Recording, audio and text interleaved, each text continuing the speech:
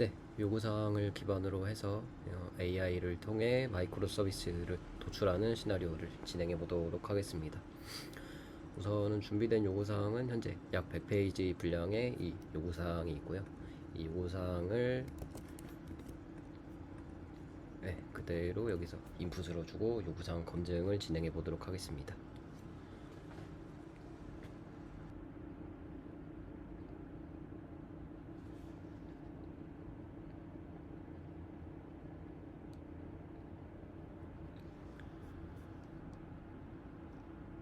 생성이 완료되면은 각각의 탭별로 이제 프로세스의 묶음이 나오게 되고요. 각각의 묶음을 확인해 봤을 때 이제 비즈니스 흐름이 어떻게 흘러가게 되는지 상세하게 내용을 확인해 볼 수 있습니다. 요구사항 검증을 통해 생성된 이 프로세스 데이터를 가지고 바운디드 컨텍스트를 생성해 보도록 하겠습니다. 원하는 개수를 적당히 조절을 해주시고 분리 목적에 맞는 여러 가지 관점에서 이제 본인의 목적에 맞게 선택을 해주신 다음에 생성을 진행해 보겠습니다.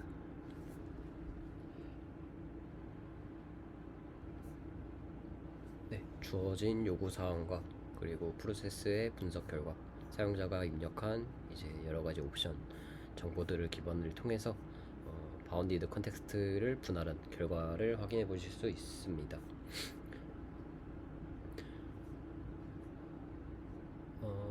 전반적으로 이제 바운디드 컨텍스트 간의 관계 그리고 상호작용 방식이라든가 각각의 업무별 이제 복잡성, 차별성을 확인할 수 있는 이런 맵도 확인할 수 있고요.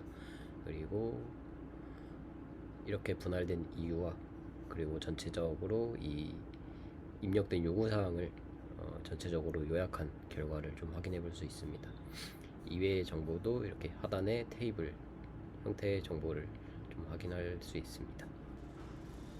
이렇게 바운디드 컨텍스트의 분할이 끝나면은 사이트맵을 생성해 볼 수 있습니다.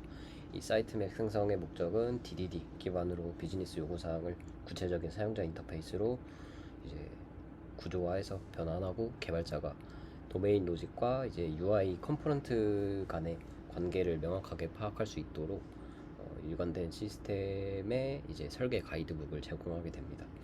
이 사용자의 피드백을 통해서 UI에서 사용될 와이어프레임을 미리 생성하고 확인해 볼 수 있는 정보를 제공하기도 합니다.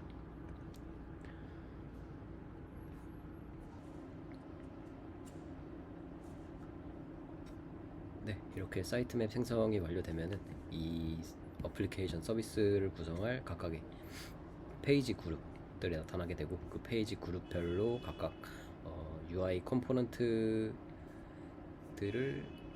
이 페이지를 구성할 UI 컴포넌트들이 이 안에 속하게 됩니다. 이 각각의 컴포넌트들은 이후 이벤트 스토밍 쪽에서 이제 프론트엔드에서 사용될 와이어 프레임을 미리 만들거나 수정하고 이제 서로 연계할 수 있는 정보로 활용하게 됩니다.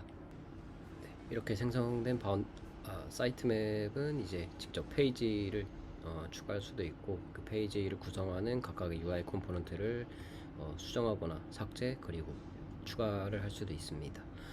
이제 다음 단계인 어그리거트 초안 생성을 진행해 보도록 하겠습니다. 어그리거트 초안 생성 전에는 이제 각각의 바운디드 컨텍스트 업무별로 전체 요구사항을 스캐닝을 하면서 이 해당 업무 영역과 관련 있는 요구사항을 이렇게 수집을 하는 단계를 우선 거치게 됩니다. 이 단계가 완료되면은 이제 어그리거트 초안 생성 단계로 자연스럽게 이어집니다.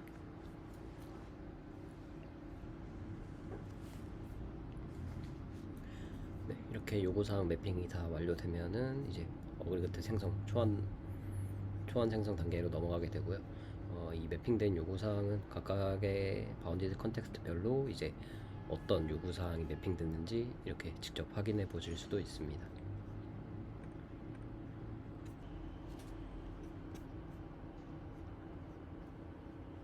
이렇게 초안 생성이 완료되면은 각각의 바운디드 컨텍스트 업무별로 이제 어떤 어그리거트 초안의 구성을 가져가서 이 시스템을 구축할지에 대한 여러 가지 옵션들이 나오게 됩니다.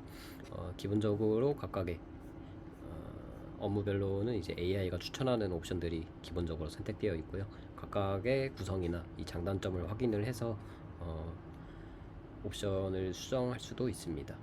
이 각각의 각각의 이제 선택된 옵션들을 기반으로 해서 이제 이벤트 스토밍 모델 생성 단계로 넘어가 보도록 하겠습니다. 프로젝트에서 최종적으로 생성된 애그리거트 초안으로부터 이벤트 스토밍을 생성해 보도록 하겠습니다.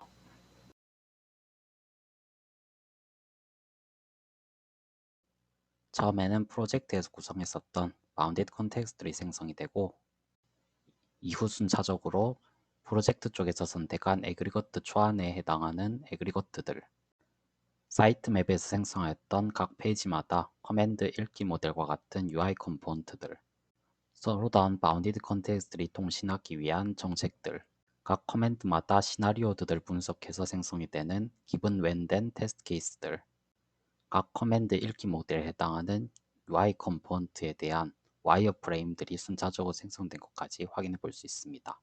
최종적으로 생성된 결과를 프로젝트와 비교해서 설명해 보도록 하겠습니다. 먼저 생성된 각 바운디드 컨텍스트와 프론트엔드에 해당하는 바운디드 컨텍스트, 각각의 PBC에 대한 바운디드 컨텍스트를 확인해 볼 수 있고, 이것은 이전 프로젝트의 바운디드 컨텍스트 생성 부분에 있는 항목들과 일치하는 것을 확인해 볼 수 있습니다. 그리고 각 바운디드 컨텍스트마다 생성된 애그리거트에 대해서도 이전에 애그리거트 초안에서 직접 선택했던 관련된 옵션들에 대해서 1대1로 잘 생성된 것도 확인해 볼 수 있습니다. 사이트 맵에 있는 컴포넌트 요소들이 커맨드와 읽기 모델 형태로 생성된 것도 볼 수 있는데, 예를 들어서 전자문서 플랫폼 페이지에 전자문서 발급 컴포넌트가 있는 것을 볼 수 있고, 이것이 실제 이벤트 스토밍 캔버스에서 전자문서 발급 요청이라는 커맨드로 생성된 것을 확인할 수 있습니다. 이벤트 스토밍에 생성된 각 엘리먼트마다 유저의 요구사항 중에 어떤 부분을 참조해서 생성했는지를 확인할 수 있습니다. 예를 들어서 전자문서 애그리거트를 확인해 보도록 하겠습니다. 네, 다음과 같이 전자문서 애그리거트에 대해서는 전자문서 발급 및 인증과 관련된 요구사항 정보를 전체적으로 참조해서 생성했음을 하이라이트된 표시를 부분을 통해서 확인해 볼 수 있습니다. 각 애그리거트의 세부 속성들에 대해서도 추적성 정보를 확인해 볼 수 있습니다. 예를 들어서 재난 알림 어리거트에서 LRT 메시지 속성에 대해서 추적성 정보를 보면은 실시간 기상 특보 알림 메시지에 대한 요구사항을 반영한 세부 속성임을 확인할 수 있습니다. 애그리거트 내부에서 생성된 열거형 값 객체에 대해서도